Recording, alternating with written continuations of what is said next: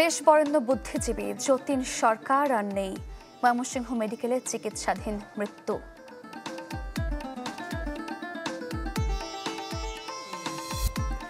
উজানের ঢল আর বৃষ্টিতে পদ্মা সহ বেশ কিছু নদী পানি বাড়ছে, নিচু এলাকায় দুর্ভোগ।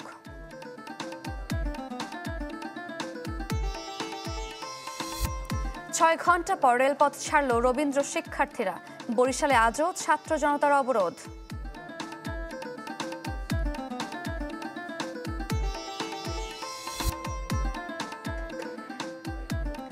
আমন্ত্রণ Nasir floor glass industries limited দেশ 24-এ আপনাদের সাথে আছি আমি সারিকা তাবাসসুম। শুনছিলেন শিরোনাম, এবারে পুরো খবর। ভিগো ওয়্যার গার্ড প্রয়োজন মতো বাঁকানো যায়, অধিক চাপেও ভাঙে না। ভিগো। প্রগতিশীল বামধারার বুদ্ধিজীবী, স্বাধীনতা পুরস্কার প্রাপ্ত লেখক, শিক্ষক যতীন সরকার আর নেই।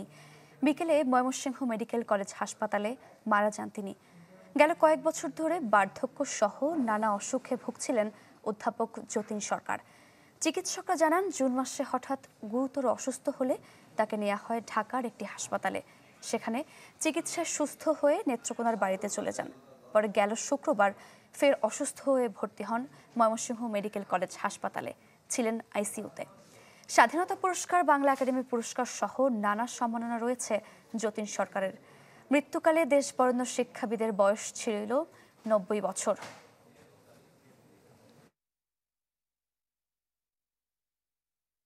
ঘটনাবহুল এবং বর্ণাঢ্য জীবন কাটিয়েছেন, 90 বছরের জীবন। তার যাত্রা পরিপূর্ণ হয়েছে এই পৃথিবীতে। আমাদের এই তার শূন্যস্থান তো পূরণ হওয়ার নয়, কিন্তু বাপির এই শূন্যস্থান বাংলাদেশ পূরণ করতে পারবে না। ওনার আগে থেকে ঢাকা চিকিৎসা চলতেছিল, উনি ডায়ালাইসিস পেয়েছিলেন এবং ওনার বয়স 90 বছর।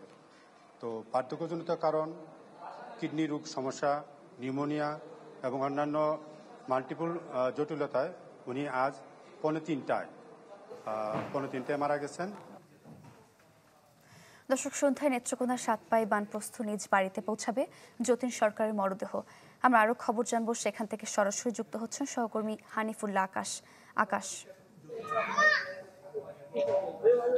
সারিকা, যেমনটি বলছিলেন, আসলে যে এই যতীন সরকারের যে মরদেহ সেটি কিন্তু সন্ধ্যা 7টা নাগাদই নেত্রকোনা সাতপাই শহরের যে বানপ্রস্থ যে ওনার বাসভবন সেখানে কিন্তু নিয়ে আসা হবে এবং ওনার মৃত্যুর খবর ছড়িয়ে পড়ার পর থেকে কিন্তু ওনার যে ভক্ত গুণগ্রাহী যারা রয়েছেন তারা কিন্তু বাসায় এসে ভিড় করছেন এবং খবরটি পাওয়ার পর থেকে কিন্তু এই যে সাতপাই ওনার যে বাসভবন সেখানে কিন্তু মানুষের যে ভক্তরা তারা কিন্তু এসছেন এবং এইখানে স্যারের যে সহধর্মিনী তিনি কিন্তু বাসায় আছেন এবং তাকে বিভিন্ন ধরনের বিভিন্ন শ্রেণী পেশার লোকজন এসে কিন্তু সান্ত্বনা দেওয়ার চেষ্টা করছেন এবং তার যে কর্মময় জীবন সেটি নিয়ে কিন্তু কথা বলছেন এখানকার মানুষ। এবং আরেকটা বিষয় আপনাকে জানিয়ে রাখি যে সন্ধ্যা 7টা নাগাদ যদি এখানে ওনার মরদেহ এসে পৌঁছে এবং পরবর্তী সময়ে কিন্তু রাত 8টায় তাকে নেওয়া হবে নেত্রকোনা যে কেন্দ্রীয় শহীদ মিনার আছে সেখানে, এবং তারপরে উদীচী শিল্প গোষ্ঠী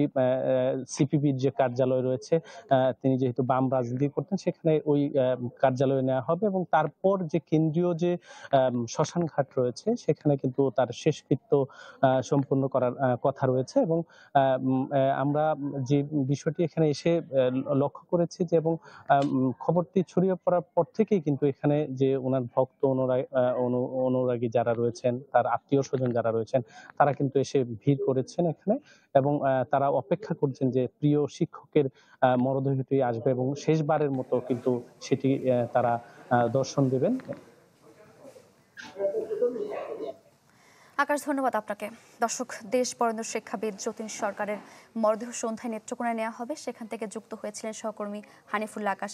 আমরা বলছিলাম, ময়মনসিংহ মেডিকেল কলেজে চিকিৎসাধীন অবস্থায় অধ্যাপক যতীন সরকারের মৃত্যু হয়, সেখান থেকে যুক্ত হচ্ছেন সহকর্মী সুলতান মাহমুদ কনিক। আমরা সরাসরি চলে যাব সেখানে। কনিক।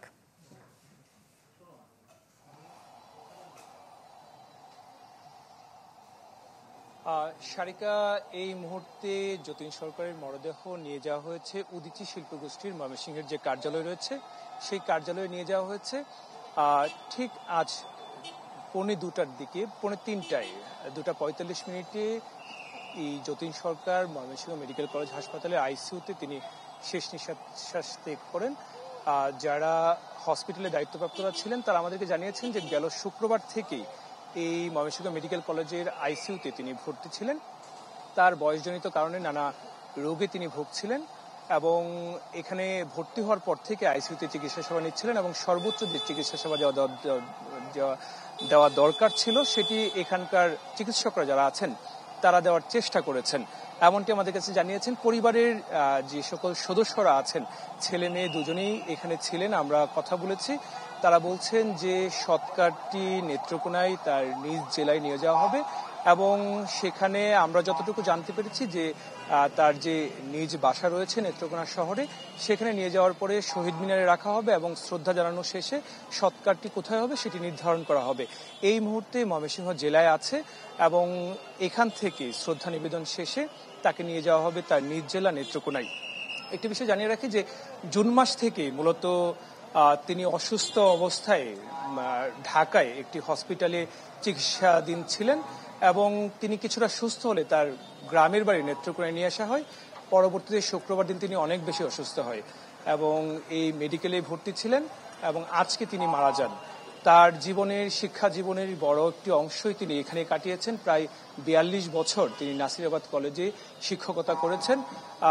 স্বাধীনতা পুরস্কার, সাহিত্য পদক সহ বিভিন্ন নানা সম্মানে কিন্তু তিনি লাভ করেছেন। এই শিক্ষাবিদের যে মৃত্যু, যারা তার শুভাকাঙ্ক্ষীরা আছেন, যারা তার ছাত্ররা আছেন, তারা প্রত্যেকেই এখানে খবর পাওয়ার পর অনেকে ছুটে এসেছেন এবং সবাই বলছেন যে তার এই চলে যাওয়া এই দেশের জন্য একটি অপূরণীয় ক্ষতি এবং এই ধরনের মানুষ যুগে যুগে জন্মায় না। তারা বলছেন যে অনেক যুগ পরে এই ধরনের একজন মানুষ ছিলেন। তো তার যে আদর্শ, সেই আদর্শ মেনে যারা আছেন পরবর্তী সময়ে তারা যেন তার আদর্শকে স্মরণ করেন, লালন করেন, মুক্ত চিন্তার মানুষ হিসেবে যেন বেঁচে থাকেন, সেই কথাটি। অনেক ধন্যবাদ আপনাকে। দর্শক, ময়মনসিংহ থেকে যুক্ত হয়েছিলেন সহকর্মী সুলতান মাহমুদ কনিক। আমরা জানছিলাম অধ্যাপক যতীন সরকারের মৃত্যুর খবরাখবর। ফারাক্কাবাদের গেট খুলে দেয়ায় ভারত থেকে নেমে আসা উজানের ঢল আর বৃষ্টিতে অব্যাহত আছে পদ্মার পানি বৃদ্ধি। প্লাবিত হয়েছে চরাঞ্চলের নিচু এলাকা। চাঁপাইনবাবগঞ্জের সদর ও শিবগঞ্জে প্লাবিত হয়েছে 5টি ইউনিয়ন। পানিবন্দী অন্তত 9,000 পরিবার। ডুবে গেছে ফসলের ক্ষেত। পানি উন্নয়ন বোর্ড বলছে মঙ্গলবার থেকে পানি বৃদ্ধির হার কিছুটা কমেছে, তাই নতুন করে কোনো এলাকা তলিয়ে যাওয়ার শঙ্কা নেই। ফরিদপুরে তলিয়ে গেছে পদ্মা তীরবর্তী চরাঞ্চল। এতে ফসল ও গবাদি পশুর খাবার সংকটে বিপাকে কৃষক। বাড়ছে তিস্তা নদীর পানিও। এতে লালমনিরহাট ও নীলফামারীর কিছু এলাকায় পানি ঢুকছে। কুষ্টিয়া পদ্মা ও গড়াইয়ের পানি বেড়ে প্লাবিত দৌলতপুর উপজেলার 2টি ইউনিয়ন।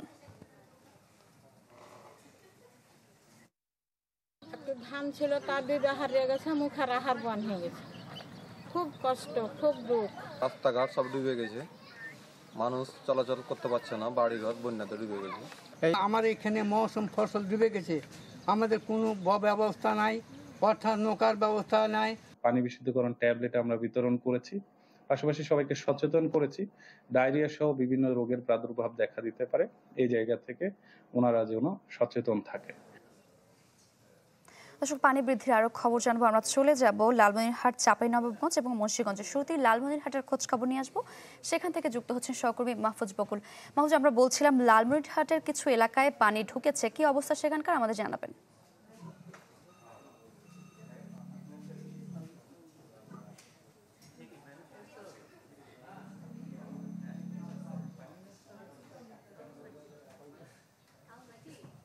সারিকা, লালমনিরহাটের পানিবন্দির বর্তমান যে পরিস্থিতি, গতকাল রাত থেকে কিন্তু পানি বাড়ছিল ডালিয়া পয়েন্টে গতকাল রাত থেকে, এবং গত 2 সপ্তাহে কিন্তু তৃতীয় দফার বেশি বন্যা চলে গেল এই লালমনিরহাট অঞ্চলে। বর্তমানে কিন্তু আজকে সারাদিনই পানি বিপদসীমার উপরে প্রবাহিত হচ্ছিল, সর্বশেষ বিপদসীমার 4 সেন্টিমিটার উপরে প্রবাহিত হচ্ছে। এবং গতকাল রাত থেকে এই অঞ্চলে যে ভারী বৃষ্টিপাত, এই বৃষ্টিপাতের ফলে কিন্তু বেশি ভোগান্তি পোহাতে হচ্ছে সাধারণ মানুষজনকে। বিশেষ করে নদীর পানি যতটা না বেড়েছে, বন্যায় প্লাবিত হয়েছে। আমি যে জায়গাটিতে দাঁড়িয়ে রয়েছি এটি কিন্তু নদী তীরবর্তী নিম্নাঞ্চলে এলাকাটা কিন্তু হাঁটু পানি রয়েছে, এর পাশে যে একবারে আরো নিচু এলাকাগুলো তো কোথাও কোথাও কোমর পানি রয়েছে। এলাকার মানুষজন কিন্তু উঁচু স্থানে আশ্রয় নিয়েছে। তার চেয়েও বেশি কিন্তু পুরো জেলা এবং এই অঞ্চল জুড়ে কিন্তু এই যে অতি ভারী বৃষ্টি, এই বৃষ্টি কিন্তু ভোগাচ্ছে। আমরা এই পুরো জেলার বিভিন্ন স্থানে খোঁজ নিয়েছি, আমরা যেটি তথ্য পেয়েছি যে এই এলাকার যে বিভিন্ন খাল বিল নদী নালা রয়েছে সেগুলো কিন্তু পানিতে একবারে ডুবে গেছে। বিশেষ করে আমন ধান, পুরো যে লালমনিরহাট যে কৃষি প্রধান জেলায়, আমন ধান কিন্তু পুরোটাই ডুবে গেছে। এগুলো যদি 2-3 দিন এভাবে থাকে হয়তোবা সেই ধান বীজগুলো পচে যেতে পারে। পাশাপাশি মাছের ঘের থেকে শুরু করে অন্যান্য যে জায়গাগুলো রয়েছে সেগুলোতে পুরোপুরি কিন্তু পানি টইটুম্বুর করছে। ধারণা করা হচ্ছে আজকে রাতেও আসলে এরকম বৃষ্টিপাত হতে পারে এবং পানি উন্নয়ন বোর্ড বলছে আগামী 2 দিন আসলে তিস্তার পানি বাড়বে এবং এই অঞ্চলে কিন্তু বৃষ্টিপাত বাড়বে। ফলে সাধারণ মানুষের যে ভোগান্তি সেটিও আসলে ধারণা করা হচ্ছে যে বাড়বে। জেলা প্রশাসনের পক্ষ থেকে বলা হচ্ছে যে তারা তালিকা করেছেন, তালিকা করে যেভাবে যাদেরকে যতটুকু পারা যায় সেভাবে সাহায্য সহযোগিতা করা হবে। পানি উন্নয়ন বোর্ড বলছে তারা আগামী 2 দিনের যে পূর্বাভাস সেই পূর্বাভাস নিয়ে অনুযায়ী সতর্ক রয়েছে এবং সার্বিক দিক খেয়াল রাখছে এবং খোঁজ খবর রাখছে তারা। সব মিলিয়ে ছিল লালমনিরহাট থেকে বন্যার সবশেষ তথ্য। সারিকা। মাহফুজ বকুল, ধন্যবাদ আপনাকে। চাঁপাইনবাবগঞ্জ থেকে যুক্ত আছেন সহকর্মী আনোয়ার হোসেন। আনোয়ার, চাঁপাইনবাবগঞ্জের 9,000 পরিবার পানিবন্দী, প্রশাসনের পক্ষ থেকে কোনো ব্যবস্থা নেওয়া হয়েছে কিনা?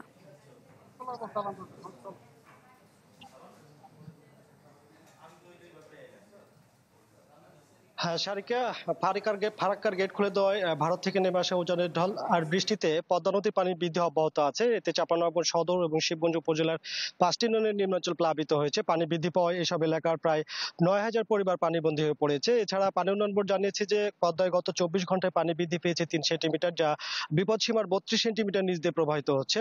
এছাড়া নদীর পানি উপচে ফসলের জমি ডুবে গেছে। স্থানীয় কৃষি বিভাগ জানিয়েছে যে পানি বৃদ্ধি পাওয়ায় সদর এবং শিবগঞ্জ উপজেলার 5টি ইউনিয়নের 8,500 কৃষক ক্ষতিগ্রস্ত হয়েছে এবং সড়ক ডুবে যাওয়ায় স্বাভাবিক যে জীবনযাত্রা সেটি কিন্তু ব্যাপক প্রভাব পড়েছে। এতে নিম্নাঞ্চলের মানুষ এখন চরম দুর্ভোগে ভুগছে। স্থানীয় প্রশাসন জনপ্রধান জানিয়েছেন যে পানি বৃদ্ধি পাওয়া এসব এলাকার প্রায় 9,000 পরিবার এখন পর্যন্ত পানিবন্দী রয়েছে। পানিতে ডুবে নষ্ট হয়েছে এসব এলাকার প্রায় 2,000 হেক্টর জমির রোপা, আমন, আউশ, ভুট্টা, আখ ও শাকসবজি এবং বেশ কয়েকটি শিক্ষা প্রতিষ্ঠানের শিক্ষা কার্যক্রম বন্ধ রয়েছে পানি বৃদ্ধি পাওয়ায়।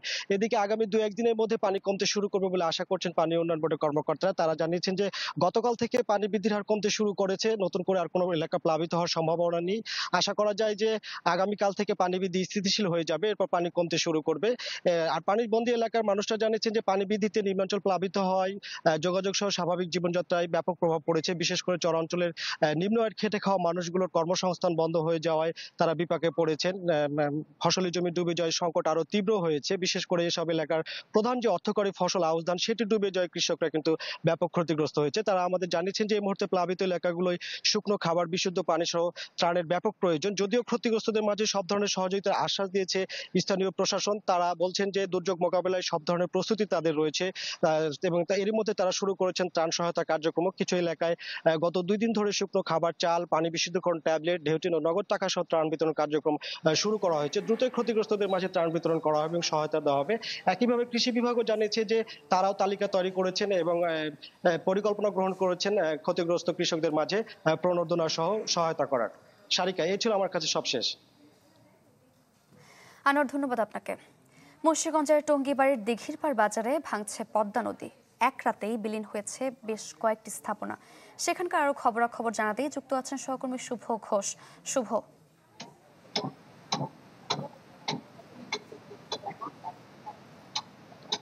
সারিকা, বেলা গড়িয়ে সন্ধে নামছে, উদ্বেগ আর উৎকণ্ঠা বাড়ছে এখানকার স্থানীয়দের। আমরা সকাল থেকেই দেখেছি যে পদ্মায় কিন্তু যে তীব্র স্রোত সেটি অব্যাহত ছিল এবং দুপুরের পর থেকে ভাটা শেষ হয়ে কিন্তু জোয়ার আসতে শুরু করেছে নদীতে। এতে করে পদ্মায় কিন্তু পানি উন্নয়ন বোর্ড বলছে মাত্র কয়েক ঘন্টায় অন্তত 10 সেন্টিমিটার পানি বৃদ্ধি পেয়েছে। এতে করে স্রোতের সাথে পাল্লা দিয়ে কিন্তু বেড়েছে ঢেউয়ের তীব্রতা, যা নদী তীরবর্তী যে দুই পার রয়েছে পদ্মার সেখানে কিন্তু আঘাত করছেন। এবং এতে করে কিন্তু আমরা সকাল থেকে দেখছি যে ভাঙন আতঙ্কে কিন্তু বিভিন্ন ব্যবসা প্রতিষ্ঠান ঘরবাড়ি ভেঙে সরিয়ে নিচ্ছেন অনেকে। পাশাপাশি এখানকার ক্ষতিগ্রস্তদের সাথে কথা বলছি, তারা বলছে যে একটি বাণিজ্যিক কেন্দ্র এবং বিভিন্ন ব্যবসা প্রতিষ্ঠান হওয়ার কারণে এই যে হঠাৎ করে পদ্মার ভাঙন, সেটি কিন্তু আসলে নির্ঘুম রাত কেটেছে এখানকার স্থানীয়দের এবং এখানকার আশপাশের লোকজন কিন্তু এখনো নদীর পাড়ে ছুটে এসেছে।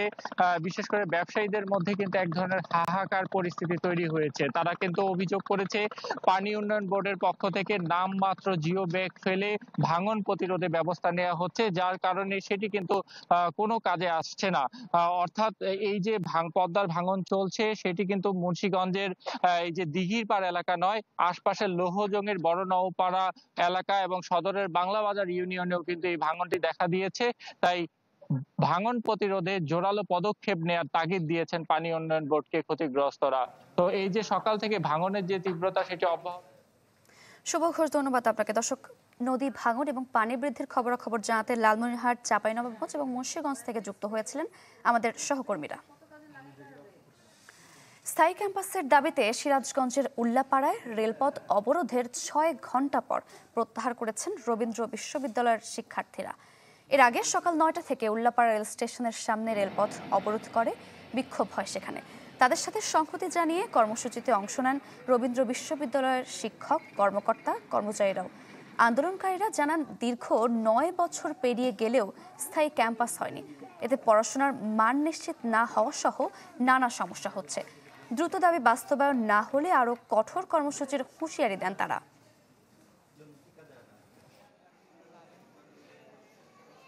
স্টুডেন্ট যে আশা নিয়ে আসে, সেখানে পড়াশোনার পরিবেশ থেকে শুরু করে থাকার পরিবেশ থেকে শুরু করে মানে প্রত্যেকটা বিষয়ে যে তাদের ন্যায্য অধিকার থাকে একটা, সেই অধিকার থেকে আমরা বরাবরই বঞ্চিত। তো আমরা চাই আমাদের নিজস্ব জায়গা আছে সামনে, এখানে গিয়ে আমাদের যেন ডিবিপি যেন বাস্তবায়ন করা হয়, এই লক্ষ্যে আমাদের আন্দোলন আজকে। স্বাস্থ্য খাতের সংস্কারের দাবিতে আজও বরিশালে মহাসড়ক অবরোধ কর্মসূচি পালন করেছে ছাত্র জনতা।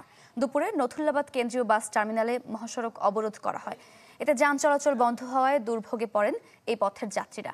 এদিকে শেরেবাংলা মেডিকেল কলেজের সামনে অবস্থান নিয়ে 3 দিন ধরে আমরণ অনশন করছেন 3 জন। এমন পরিস্থিতিতে বরিশালের যান স্বাস্থ্য মহাপরিচালক অধ্যাপক ডাক্তার মোহাম্মদ আবু জাফর, কিন্তু তার সাথে বৈঠকে বসতে রাজি হননি আন্দোলনকারীরা।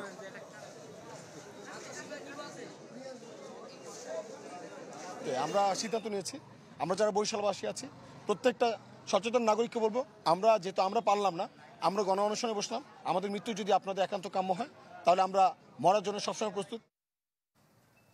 প্রথমবার রাজশাহী বিশ্ববিদ্যালয়ের শিক্ষক নিয়োগের ক্ষেত্রে হচ্ছে লিখিত পরীক্ষা। তার ফলাফলের উপর ভিত্তি করে মৌখিক পরীক্ষা, এরপর যোগ্যতা বিবেচনায় হবে নিয়োগ। তবে প্রক্রিয়াটি নিয়ে অনেকেই তুলছেন তদবির, অস্বচ্ছতা ও দুর্নীতির অভিযোগ। নিয়োগ প্রার্থীরা বলছেন যে লিখিত পরীক্ষা নেওয়া হচ্ছে তা যথাযথ নয়। সোমবার রাতে শিক্ষক নিয়োগ চূড়ান্ত করতে ভিসি ভবনে বসে সিন্ডিকেট বৈঠক। এ সময় ভবনের প্রধান ফটকে তালা লাগিয়ে দেন উর্দু বিভাগের প্রার্থী বুলবুল রহমান। তার অভিযোগ, আদালতের আদেশ অমান্য করে উর্দু বিভাগে শিক্ষক নিয়োগ দিচ্ছে বিশ্ববিদ্যালয় প্রশাসন। শুধু তাই নয়, বিশেষ সুবিধা দিতে নতুন নিয়মও করা হয়েছে। পূর্ণ স্বায়ত্তশাসিত 3টা বিশ্ববিদ্যালয় আছে, ঢাকা বিশ্ববিদ্যালয়, জাহাঙ্গীরনগর বিশ্ববিদ্যালয়, চিটাগাং বিশ্ববিদ্যালয়। ওখানে 3টাতে এসএসসি ইন্টারের রেজাল্ট আছে, কিন্তু আমাদের বিশ্ববিদ্যালয় কেন উঠাইলো? আমার এই 2টা ক্লু নিয়ে আমি হাইকোর্টে রিট করছি, সেখানে আমার পক্ষে রায় দিয়েছে। শুধু তিনিই নন, এমন পক্ষপাতের অভিযোগ আরও অনেক প্রার্থীর। কেউ কেউ বিভাগের একমাত্র স্বর্ণপদকপ্রাপ্ত শিক্ষার্থী হয়েও শিক্ষক না হতে পেরে এ প্রক্রিয়ায় দুর্নীতির অভিযোগ তুলেছেন। কারোর কাছে যদি এরকম অভিযোগ না, প্রমাণ যদি থাকে যে আগে এরকম স্টুডেন্টদেরকে দিয়ে দিচ্ছে প্রশ্ন, হ্যাঁ, এরকম যদি থাকে আমাদের কাছে যদি এটা সরবরাহ করে, নিঃসন্দেহে আমরা দেখব। প্রকৃত মেধাবীরা যেন শিক্ষকতার পেশায় নিয়োজিত হতে পারে, তার জন্য যা যা করা দরকার রাজশাহী বিশ্ববিদ্যালয় তা করবে, সেটি একজন শিক্ষক হিসাবে আমি প্রত্যাশা করি। বিশ্ববিদ্যালয় কর্তৃপক্ষ জানায়, দুর্নীতির অভিযোগ খতিয়ে দেখা হবে, আর তদবিরের ভিড়ে যেন মেধাবীরা হারিয়ে না যায় সেদিকেও লক্ষ্য রাখার আহ্বান শিক্ষাবিদদের। তারা সিন্ডিকেট বোর্ডের মাধ্যম দিয়ে একটা লিখিত পরীক্ষা নাম ওয়াস্তে এই আয়োজনের মাধ্যমে শিক্ষক দেওয়া হয়েছে। আমরা আশা করব এই ধরনের অপরাধ প্রবণতা কমে আসবে, আরও স্বচ্ছতা, আরও জবাবদিহিতার জায়গা তৈরি হবে। গেল জুলাই থেকে বিশ্ববিদ্যালয়টিতে শিক্ষক হতে আবেদনের পর দিতে হচ্ছে 50 নম্বরের লিখিত পরীক্ষা।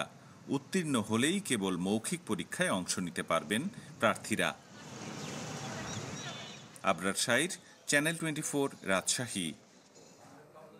নাসির ফ্লোরগ্লাস ইন্ডাস্ট্রিজ লিমিটেড দেশ 24-এ নিচ্ছে একটা বিরতি, ফিরছে একটু পরে, সাথেই থাকুন।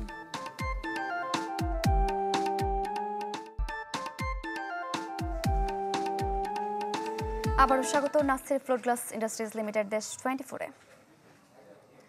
দর্শক, সংবিধানের 116 অনুচ্ছেদ বৈধ কিনা হাইকোর্টের রায় দেয়া হবে 2 সেপ্টেম্বর। এ নিয়ে চলছে ব্রিফ, আমরা সরাসরি চলে যাব সেখানে। সরকার গঠিত জাতীয় ঐক্যমত্য কমিশনের অবস্থান, সবার অবস্থান এক, যে আমরা 116-র 72-এর যে ভাষ্য, সেই ভাষ্যে ফিরে যেতে চাই। কিন্তু দেখা যাচ্ছে যে বিজ্ঞ অ্যাটর্নি জেনারেল তার বিপরীত অবস্থান নিয়েছেন। বিজ্ঞ অ্যাটর্নি জেনারেল বলছেন যে 1972-এর অবস্থায় ফিরে যাওয়া যাবে না, বরং 116 অনুচ্ছেদ বর্তমানে যেভাবে আছে এটাই সবচেয়ে ভালো ব্যবস্থা। তো বিজ্ঞ অ্যাটর্নি জেনারেলের এই যুক্তি আদালতে যেটা উনি দিয়েছেন, এটা সরকারের পজিশনের সাথে সাংঘর্ষিক মনে হয়েছে এবং এটা আমরা বলেছি এই ঐতিহাসিক মুহূর্তে আদালতের উচিত হবে সঠিক সিদ্ধান্তটা নেওয়া এবং 116 অনুচ্ছেদকে সংশোধনীগুলো অসাংবিধানিক ঘোষণা করে নিম্ন আদালতের কর্তৃত্ব সম্পূর্ণভাবে সুপ্রিম কোর্টে ফিরিয়ে দেওয়া উচিত।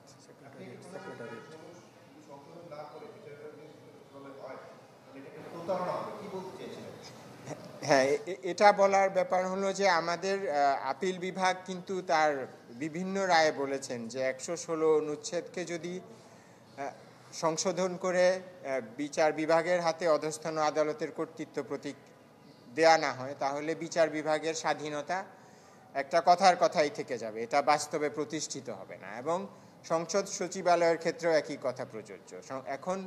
এখন যেভাবে 116 অনুচ্ছেদ আছে, তাতে বিচার বিভাগ নিম্ন আদালতের কর্তৃত্ব রাষ্ট্রপতির উপর ন্যস্ত। তো যেখানে রাষ্ট্রপতির উপর কর্তৃত্ব ন্যস্ত এবং রাষ্ট্রপতি সেই কর্তৃত্ব এক্সিকিউটিভ ব্রাঞ্চের সুপারিশ ক্রমে পালন করে, প্রধানমন্ত্রী সুপারিশ। দর্শক, সংবিধানের 116 অনুচ্ছেদ বৈধ কিনা হাইকোর্টের রায় দেওয়া হবে 2 সেপ্টেম্বর। এ নিয়ে ব্রিফ চলছে, আমরা সরাসরি যুক্ত ছিলাম সেখানে। কক্সবাজারের টেকনাফের নাফ নদের মোহনা এলাকা থেকে একটি মাছ ধরার নৌকা সহ 5 জেলেকে ধরে নিয়ে গেছে মিয়ানমারের সশস্ত্র গোষ্ঠী আরাকান আর্মির সদস্যরা। অপহৃতরা হলেন শাহপরীর দ্বীপের জালিয়াপাড়ার ইলিয়াস, আক্কেল আলী, নূর হোসেন, সাবের হোসেন ও সাইফুল ইসলাম। গতকাল নাফনদ ও বঙ্গোপসাগরের মোহনায় নাইখংদিয়ার কাছাকাছি এলাকা থেকে তাদের ধরে নিয়ে যাওয়া হয়।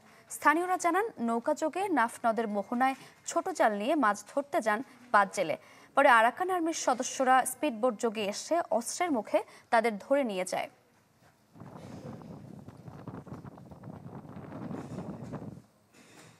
দর্শক, এ নিয়ে আরো খবর জানবো। কক্সবাজার থেকে সরাসরি যুক্ত হচ্ছেন সহকর্মী আজিম নিহাত। আজিম,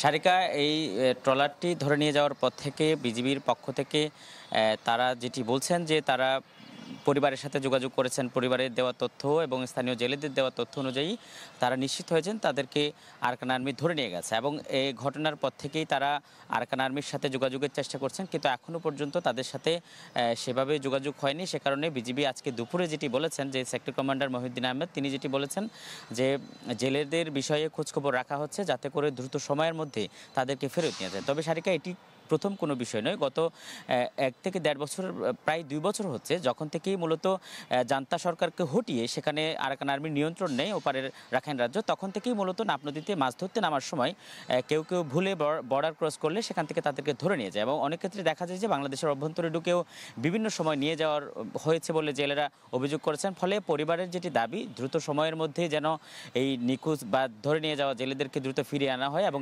তাদের দুশ্চিন্তায় মূলত পরিবারগুলো এখনো উৎকণ্ঠায় দিন কাটাচ্ছে। সারিকা, আজিম, ধন্যবাদ আপনাকে। দর্শক, কক্সবাজার থেকে যুক্ত হয়েছিলেন সহকর্মী আজিম Nihat. Nasir float glass industries limited দেশ 24-এ নিচ্ছে আরও একটা বিরতি, ফিরছে একটু পরেই, সাথেই থাকুন।